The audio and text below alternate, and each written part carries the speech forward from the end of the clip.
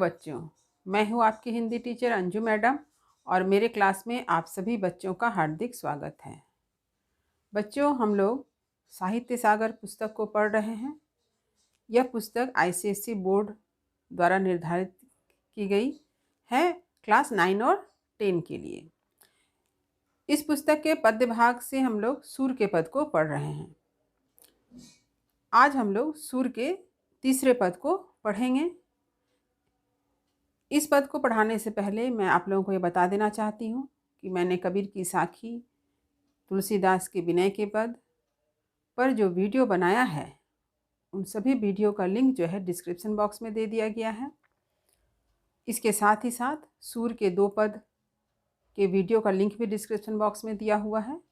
जिन बच्चों ने अभी तक इन सारे वीडियो को नहीं देखा है और जो बच्चे सारे पाठ को अच्छी तरह से समझना चाहते हैं, वे डिस्क्रिप्शन बॉक्स में जाकर लिंक को क्लिक करें और सारे वीडियो को अच्छी तरह से देखें। अब परीक्षा जो है अब नज़दीक है, तो परीक्षा से पहले आप इन सारे पूरे वीडियो को अच्छी तरह से देखें ताकि वे पूरे पाठ को अच्छी तरह से एक बार फिर दोहरा सकें। तो चलिए आरंभ कर रही हूँ आज का यह पद, जो इस प्रकार से है। मैया मेरी चंद्र खिलौना ले हों, धौरी को पै पान न करी हों, बेनी सिर न गुथे हों, मोतिन माल न धरी हों उर पर, झुंगली कंठ न ले हों, जय लोट अबही धरनी पर, तेरी गोद न ए हों। लाल कहे हों नंद बाबा को, तेरो सुत न कहे हों, कान लाए कछु कहत जसोदा, दाहुई नाही सुने हों। चंदा हूँ तो अति सुंदर तो ही, नवल दुल्हैया ब्य हों, तेरी शौ मेरी सुन मैया, अबही ब्याहन जय हों। सूरदास सब सखा बराती, नूतन मंगल गय हों। ये जो पद है ये ब्रजभाषा में लिखी हुई है, यानी सूर की जो काव्य भाषा है वह है ब्रजभाषा और मधुरता इसका सर्वप्रमुख गुण है। अब चलिए कठिन शब्दों के अर्थ की तरफ। सूर के पद सूरदास, मैया मेरी चंद्र खिलौना ले हों। कठिन शब्दों के अर्थ। इसे बतलाने से पहले मैं आप लोगों से कहना चाहूँगी कि पहले सारे शब्दों के अर्थ को ध्यान से सुने, फिर बाद में कॉपी में सारे कठिन शब्दों के अर्थ को अवश्य लिख लें।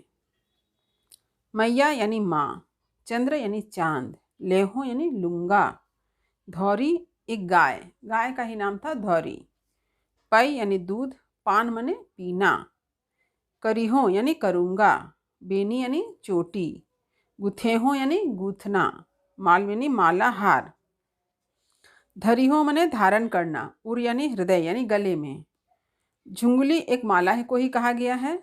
बच्चे लोग देखेंगे, बच्चों लोगों को नज़र उतरना लगे इसलिए माएँ क्या कर दी, माँ तरह तरह के माला पहना देती है गले में, उसी को झुंगली।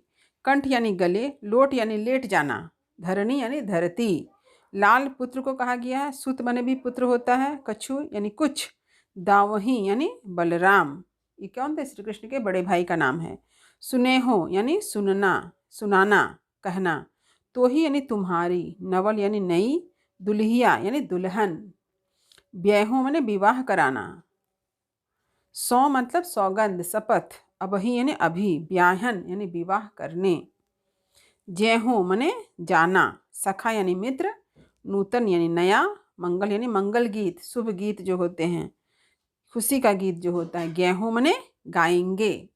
तो बच्चों सबसे अनुरोध है कि मेरा यह कहना है कि आप सभी कठिन शब्दों के अर्थ को अपने कॉपी में अवश्य लिख लें।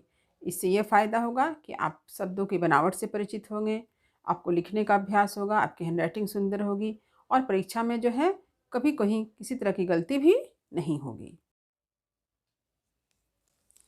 अब पद के प्रत्येक पंक्ति की मैं व्याख्या प्रस्तुत कर रही हूँ। यह पद भी सूर के वात्सल्य भाव से ओतप्रोत है, अर्थात यहाँ पर भी सूरदास जी ने बालक श्री कृष्ण के बाल क्रीड़ा का ही वर्णन किया है, बाल स्वभाव, उसकी बाल लीला का। जैसे एक छोटा बच्चा बिना सोचे समझे किसी चीज़ के लिए भी जिद कर लेता है, वो यह नहीं सोचता है कि वो चीज़ कैसे मिलेगी, उसे चीज़ चाहिए तो चाहिए। तो यहाँ पर भी श्री कृष्ण ने ऐसा ही एक हठ किया है, एक ऐसा ही जिद किया है।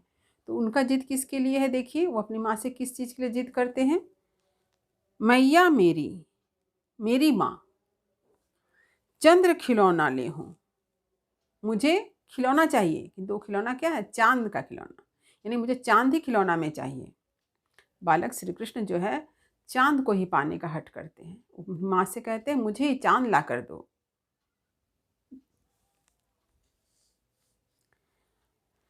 साथ ही साथ यह भी कहते हैं कि अगर उन्हें चांद नहीं मिलेगा तो क्या होगा?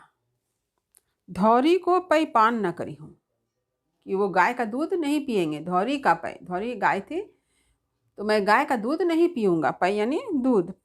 बेनी सिर न गुथे हूँ, अपने सिर की चोटी नहीं गुथाऊँगा, क्योंकि श्री कृष्ण के केश राशि कैसे थे? थोड़े बड़े बड़े थे। तो कहते हैं मैं अपने सिर की केश राशि को, अपने बाल को गुथने नहीं दूंगा।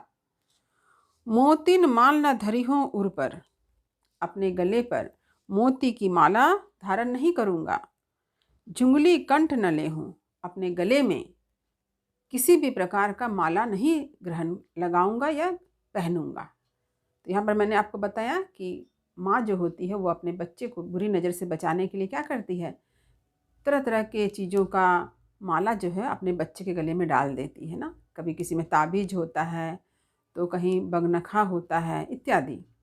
तो यहाँ पर भी श्री कृष्ण भी यहाँ पर जिद करते हैं कि अगर उन्हें चांद यदि खिलौना के रूप में नहीं मिलेगा तो गले में किसी प्रकार की माला को धारण नहीं करेंगे। और इससे पहले क्या कहते हैं कि वो गाय का दूध नहीं पिएंगे और अपने सिर की चोटी नहीं गुथवाएंगे। इसके बाद वो क्या कहते हैं, देखिए, जेहूँ लौट अभी धरनी पर, मैं अभी तुरंत धरती पर लौट जाऊंगा। तेरी गोद न ऐहूँ, मैं तुम्हारी गोद में नहीं आऊँगा।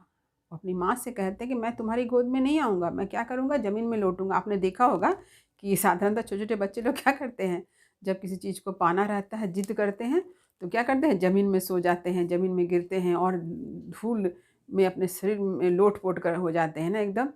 तो एकदम यहाँ पर जो सूरदास जी ने श्री कृष्ण का ऐसा ही वर्णन किया है कि श्री कृष्ण भी ऐसे ही एक बालक के समान जो है, एकदम साधारण बालक के समान जो है माँ से जिद करते हैं कि अगर उन्हें खिलौना नहीं मिलेगा, चांद का खिलौना नहीं मिलेगा, तो क्या करेंगे? अभी तुरंत धरती में सो जाएंगे, लौट जाएंगे, यानी धरती पर लौटेंगे, यानी शरीर में धूल इत्यादि लगा लेंगे। लाल कह हो नंद बाबा को, तेरे सुत न कह हूँ। इसके बाद श्री कृष्ण क्या कहते हैं कि मैं जो है नंद बाबा का ही बेटा कहलाऊँगा, तुम्हारा पुत्र नहीं कहलाऊँगा। साधारणतः आप लोगों ने देखा होगा कि जब बच्चे गुस्सा हो जाते हैं या माँ गुस्सा हो जाती है, तो माँ भी कहती है ना, मैं तुम्हारी माँ नहीं कहलाऊँगी, तो मुझे माँ मत कहना। ठीक, यहाँ पर वैसे ही कृष्ण भी कहता है कि मैं जो है नंद बाबा का बेटा कहलाऊँगा, मैं तुम्हारा बेटा नहीं कहलाऊँगा। तो इस प्रकार सूरदास जी ने बड़ा ही सुंदर और बहुत ही स्वाभाविक वर्णन जो यहाँ पर प्रस्तुत किया है। तो यशोदा माँ जो है उसे कैसे समझाती है, अब देखिए। कान लाए कछु कहत जसोदा।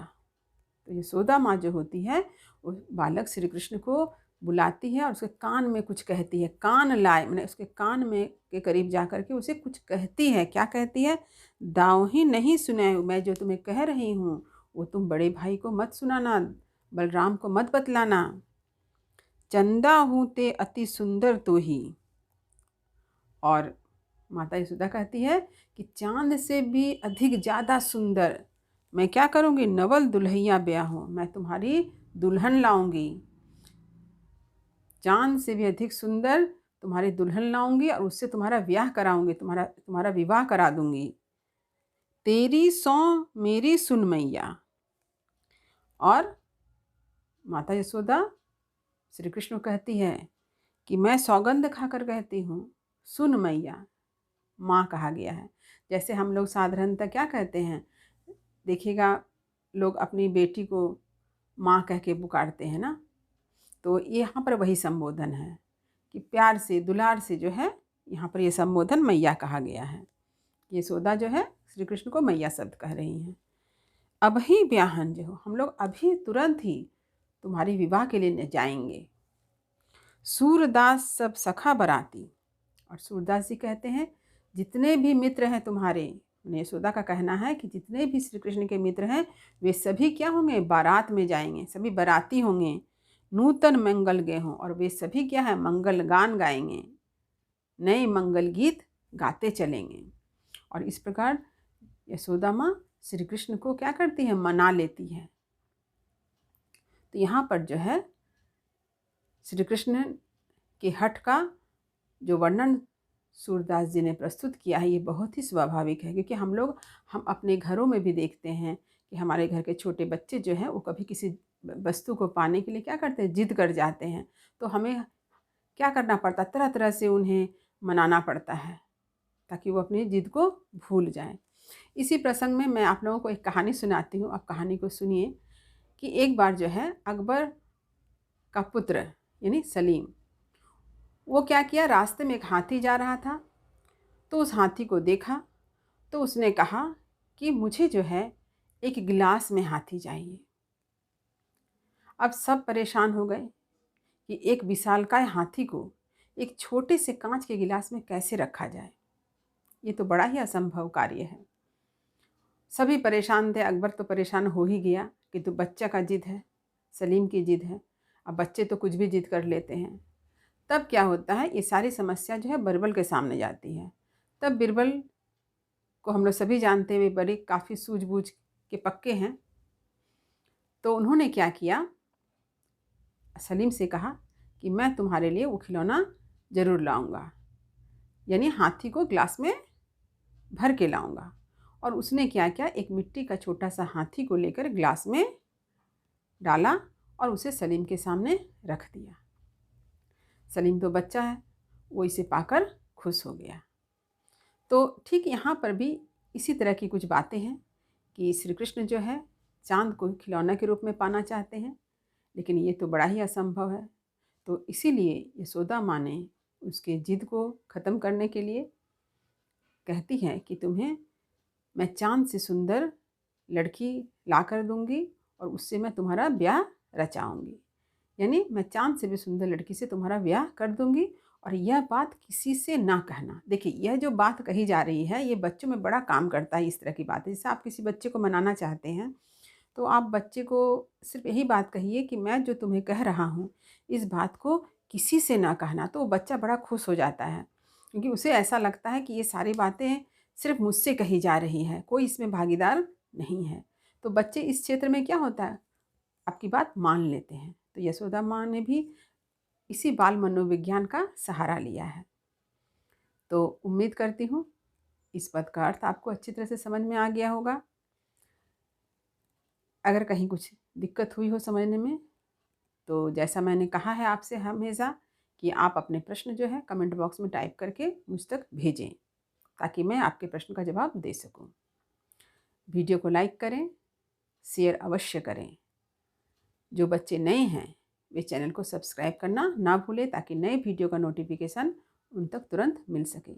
तब तक पढ़ते रहिए, जीवन में आगे बढ़ते रहिए। मेरी शुभकामनाएं आप सभी बच्चों के साथ है। धन्यवाद।